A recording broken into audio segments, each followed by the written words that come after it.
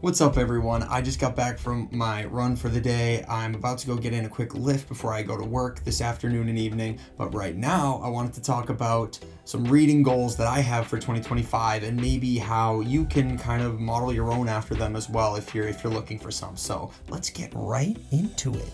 Also, do you guys like my projector here? Look at this beautiful gift I got. It plays and projects onto the wall. Let's see if I can do it behind me here. A dancing skeleton. Look at that. That's awesome. You know what this actually reminds me of? You guys know the ragtime frog? Hello, my baby. Hello, my honey. Hello, my ragtime gal. But anyway, reading goals 2025. I've got 5 reading goals I want to cover. These are kind of types of reading goals and things that I'm doing this year to kind of increase both my reading of books and also my variety of books that I'm reading. So let's start right now with number 1. Number 1 is just a volume thing. I'm trying to read 25 books in 2025. Didn't even realize actually that I did it like because the year. Do you see what I did? Anyway, I'm trying to read 25 books this year. It was 15 last year. I barely did that. And I'm trying to increase the volume this year because I think that kind of gives me the latitude to read some longer titles that might take me a little longer, which I do want to do, while still branching out and reading a ton of new kind of authors and varieties this year.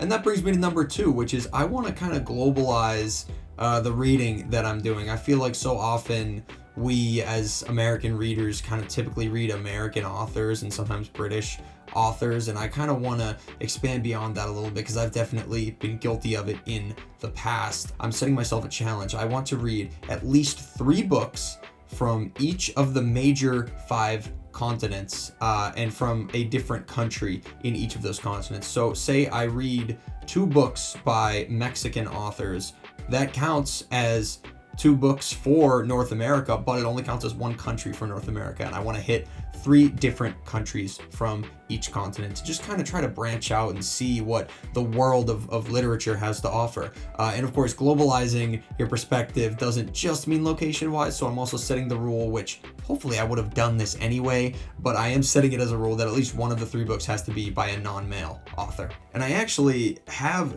got ideas of what I'm going to do for that. I have 2 titles here for South America right now. The Colombian author Gabriel Garcia Marquez, 100 Years of Solitude, obviously very famous book, and the Chilean author Roberto Bolaño, what is this book? The Savage Detective. Sorry, I just got this as a gift, but I am very excited to read it. It looks very critically acclaimed, so both of these are on the list for this year for South America.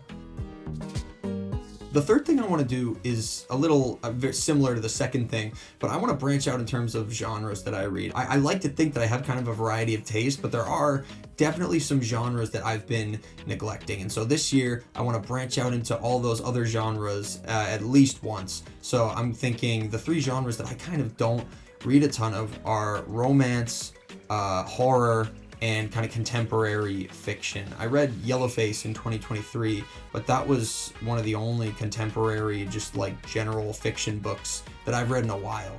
And so I want to read at least 1 book from each of those 3 genres: romance, horror, contemporary fiction. And I'll probably be hitting up some of my friends that read those more often for kind of recommendations. I think that could be a fun video to do, like getting a recommendation from, a couple of different friends and seeing how I like them. So that's kind of an idea I have to try to experience more of the genres that are out there and not box myself in so much. The 4th idea I had was actually something that I saw online. I don't even remember where or what site, but somebody said that they try to do 1 like big book read each year because that kind of helps them get through some of those like bigger titles that they have on their bucket list that just seem like such a kind of an undertaking, and it makes it manageable because you're just aiming for 1 per year. And I do have mine selected for this year. Did you guys hear that sound? This book is quite heavy. Yeah, this is The Ball is Round by David Goldblatt. This book is a global history of soccer, but it's not just a history of soccer. It really gets cultural and political and kind of talks about the geopolitical backdrops of the countries where soccer was developing. And this reminds me of the book I read, Inverting the Pyramid by Jonathan Wilson, But this book looks like it's going to go deeper. It's, you know, a very thick volume. I think it's like 1,000 pages. Not 900,000, 900 or 1,000 pages.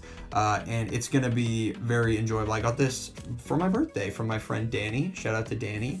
And this looks like it's going to be something that's going to take up a ton of time, probably in the later half of the year for me, but it's going to be so worthwhile once I finish it. I'm a huge soccer fan, and this is something that really, really excites me. I love kind of learning the cultural factors that go into sports, so that is going to be something that I'll really enjoy.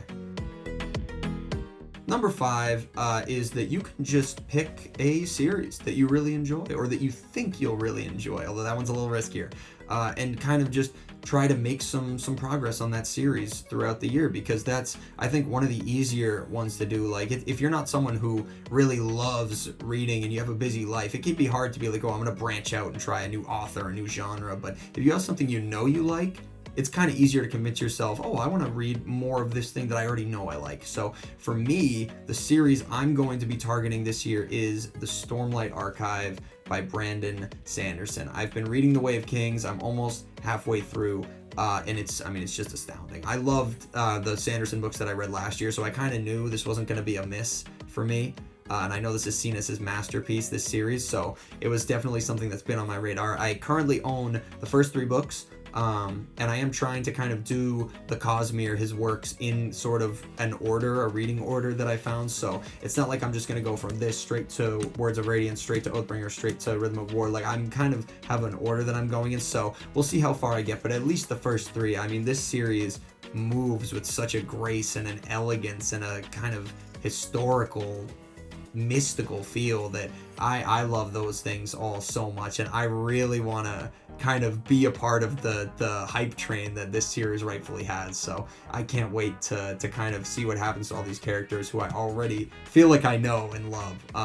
So yeah, this series is going to be something that I'm going to be looking at a lot this year.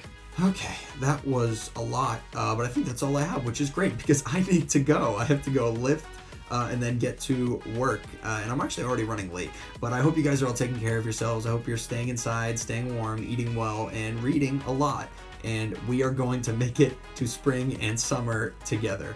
So yeah, that's it from me. I'll see you next week, probably with a running update. I've been doing well with my training. I kind of want to check in again about how that's going, so that'll probably be the next thing I'm coming at you guys with. But until then, like I said, take care of yourselves, and I will see you next time. Booyah.